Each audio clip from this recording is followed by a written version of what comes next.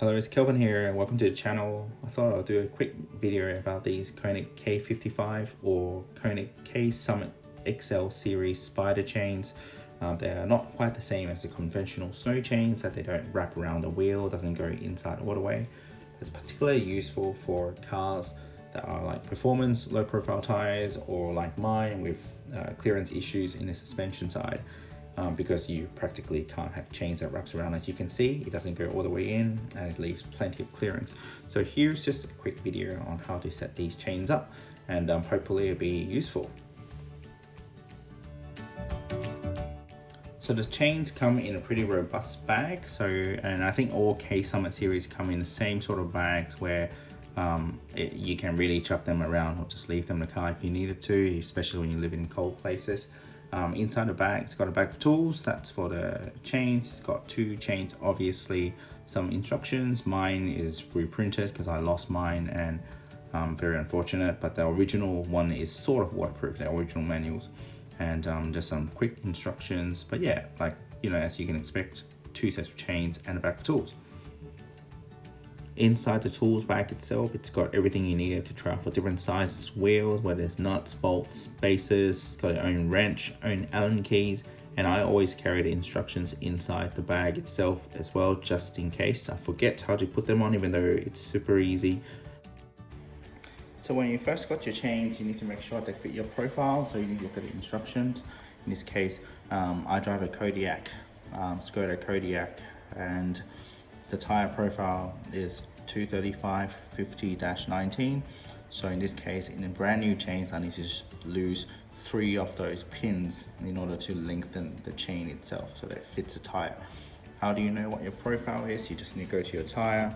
In this case, mine's is here, and it's written across the rim where it's a little bit hard to see, but it will say 235/50-19, or like bigger ones over there, 235/50-19, and you just do match the tire profile back to whatever's written on the instructions, and then you just need to loosen the chain. So what I'm going to do now that I know I need to lose 3 chains, 3 pins, just going to take the chain, loosen it up a little bit.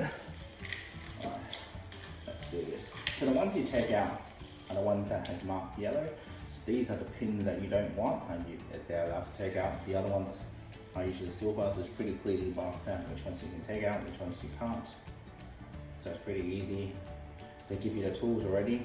You've got one side that you can just fit the hex in, and the other side is just basically an Allen key.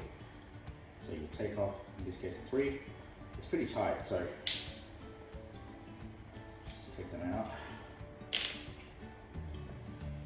They've got some anti-rust paint on it, so it can be pretty tight. And once you've taken them out, I personally will tighten them back up and put them aside, just so you don't lose them, because you never know, you might need it for another car someday. So now that's done, there's one more step you need to do before you put on the tire. You see this component here? This part here goes around the nut of the car. Just want to make sure it's in frame. This part here goes around the nut of the car. So what you need to do is to prepare this whole module along with your wheel to make sure the size actually fits, and you've taken off all the nut caps. And cars these days usually come with a tool like this that you can just take off the nut cap. So what I'm going to do now, take this off. Yeah, that's it. It's got a nut casing.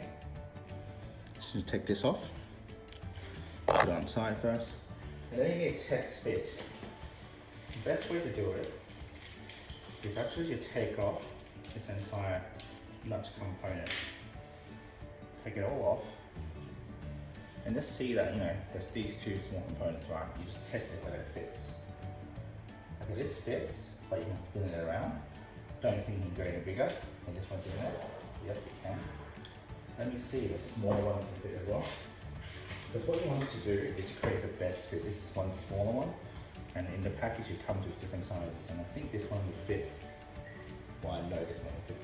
So it fits quite well, it doesn't spin around, it's still got wiggle room. So I'm going to use a smaller one instead.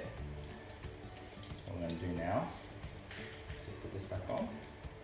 And by the way, they give you a few spaces. So this is the biggest one, and they give you different bolts. So you can use different spaces with different bolts. You can use a smaller spacer or a bigger spacer. What you wanted is enough clearance so it doesn't hit your rim.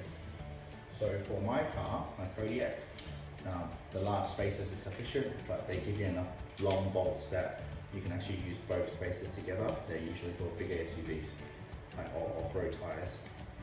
Alright. What we're going to do now, just put it across.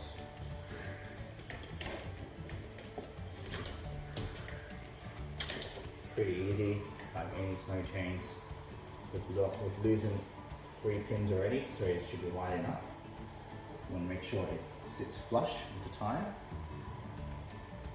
Push it as much as you can, push it in, and put this nut cover on top, and you just start tightening it up. So what it does is, it's essentially it's a grab type of pattern with a case on top. So as you tighten it up, it closes the claw, so it holds tight onto the nut itself. And Konig actually gave you a wrench to tighten this up, and it does get quite tight.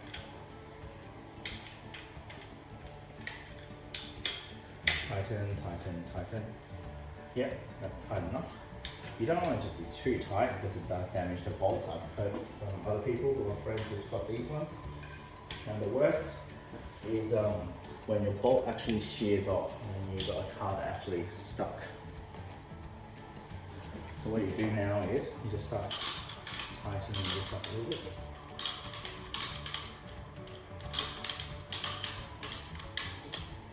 So once you've done about halfway, what you want to do is to drive the car forward a little bit. Now, by the way, this should always point backwards, point inwards into the center. You don't want to point outwards because as you tighten, you want this to be center so it can be tightened up properly. Alright, so I've moved the car forward a little bit so that there's room again. What you want to do is to push the rest of these chains up. Make sure all around the entire rim is centered. And they will catch on your treads. So if you can't push it in, it's probably because it's caught on your treads. Just move it a little bit, shuffle a little bit. And it will go through. Almost there. What you want is these levers should be flush to your tyre wall, and mine's already flush. It will continue to self-tighten with the mechanism, and it will self-center as well. Alright. And once that's done, you want to continue to tighten it until you see the red marker in the middle. And that's done. The tyre is done. And now you can see it's tight.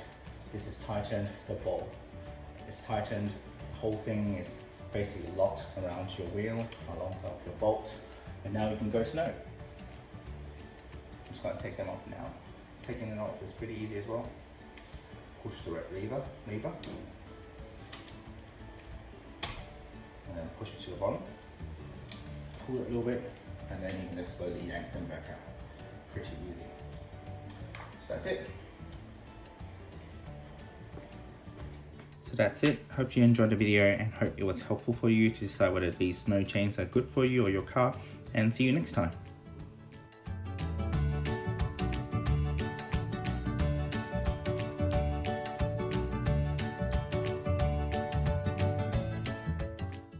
Thank you for staying this long, and appreciate your support for what essentially is my first ever YouTube video. So hopefully plenty more to come.